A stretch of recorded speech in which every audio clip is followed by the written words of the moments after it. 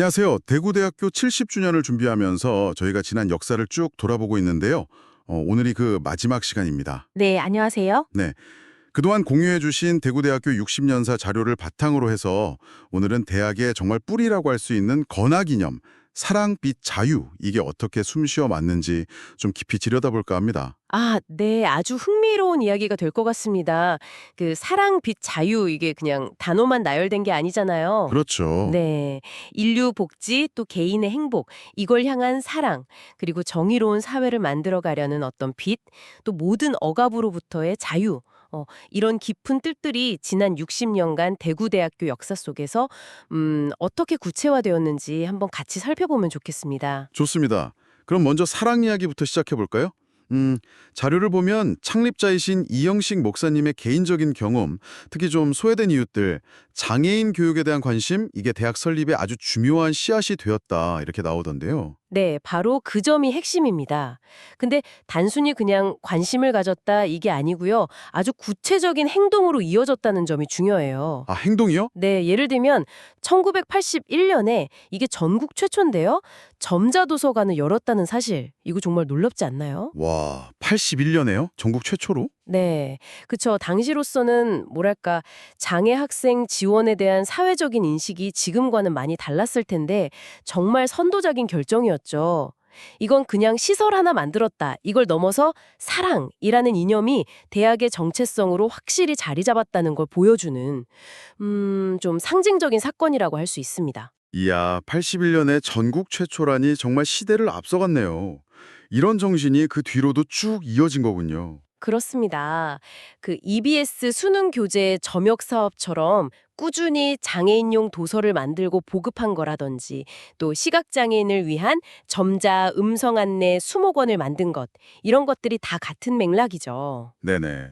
특히 그 재활과학대학 설립이나 발달장애 학생들의 고등교육을 위해서 2011년에 문을 연 K페이스 같은 기관들 있잖아요. 아, K페이스. 네. 네, 그리고 장애학생 지원센터 운영 이런 것들은 장애학생 교육 복지에 대한 대학의 아주 확고한 의지를 보여주는 거죠.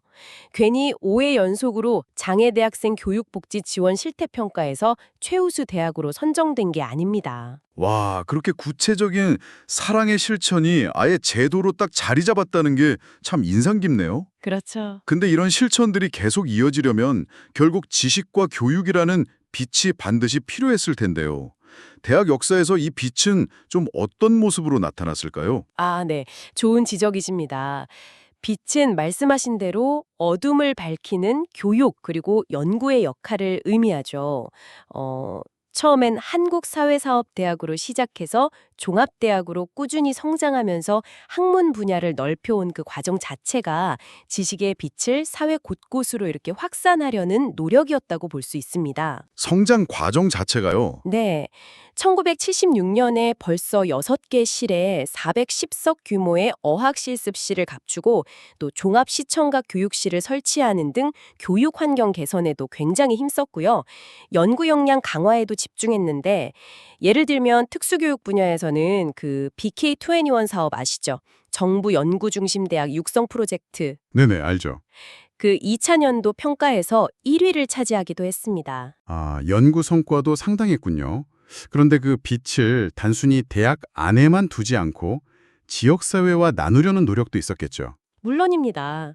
평생교육원을 통해서 여성대학 같은 프로그램은 운영하고 박물관에서 지역 주민들을 위한 문화행사를 연다거나 아니면 정운영, 한원상, 오연호 씨 같은 이런 명사들을 초청해서 강연을 꾸준히 열었던 것들 이게 다 지식의 빛을 나누려는 노력이었죠.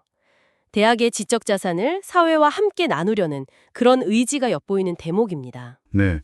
사랑을 실천하고 또 빛을 나누려면 어느 정도의 자유가 또 보장되어야 했을 텐데요.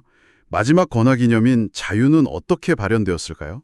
음, 이것도 창립자 이용식 목사님 개인의 삶부터가 그 시작이라고 볼 수 있어요. 식민지 시대를 겪으시고 해방 후에 고국으로 돌아오신 그 경험 자체가 자유에 대한 어떤 깊은 갈망을 담고 있죠. 그렇죠. 네. 대학의 역사 속에서도 여러 어려움들을 극복하면서 성장을 계속해온 그 과정 자체가 어찌 보면 자유를 향한 여정이었다. 이렇게 볼 수도 있고요. 특히 1987년 6월 항쟁 이후에는 학내 민주화 요구에 부응하는 등 시대적인 변화 속에서 자유의 가치를 고민하고 또 실천하려는 그런 움직임도 있었습니다. 아, 시대적 상황과도 맞물려 들어갔군요. 그럼 학문적인 측면에서의 자유는 어땠을까요? 그것도 중요했을 것 같은데요. 맞습니다. 처음에는 사회복지학이라는 특정 분야에서 시작했지만 인문, 사회, 자연, 공학, 예체능까지 정말 다양한 학문 분야로 끊임없이 확장해 온 것. 그리고 중국, 일본 포함해서 140개가 넘는 해외 대학들과 교류하면서 학문적인 지평을 넓혀 온 것. 바로 이런 것들이야말로 학문적 자유와 가능성을 추구해 온 증거라고 할 수 있겠죠. 어떤 경계를 넘어서 새로운 것을 탐구하려는 의지랄까요? 네. 이렇게 쭉 듣고 보니 사랑, 빛, 자유가 정말 구호에만 그치지 않고 지난 60년 동안 대구대학교의 중요한 결정이나 활동들 곳곳에 아주 깊숙이 스며들어 있었네요.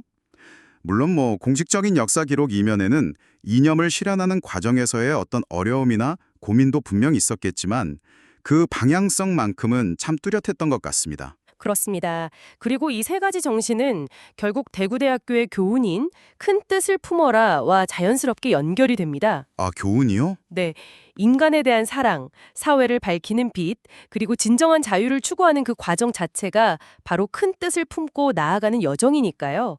어떻게 보면 이 이념들이 더 큰 이상을 향해 나아가는 원동력이 되어준 셈이죠. 그렇군요. 어느덧 70주년을 바라보는 대구대학교인데요.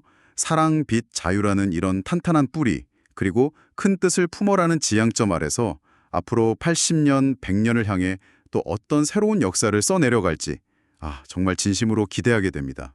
네, 그래서 마지막으로 이런 질문을 한번 던져보고 싶습니다. 모든 것이 정말 빠르게 변하는 오늘날이잖아요. 이런 현대사회에서 대학이 지켜나가야 할 사랑, 빛, 자유의 본질적인 가치는 과연 무엇일까? 그리고 그 가치를 지금 이 시대에 맞게 어떻게 새롭게 구현해 나갈 수 있을까? 앞으로 대구대학교의 행보를 지켜보시면서 이 질문에 대한 답을 함께 고민해 보시는 것도 참 의미 있는 일이 될 것 같습니다.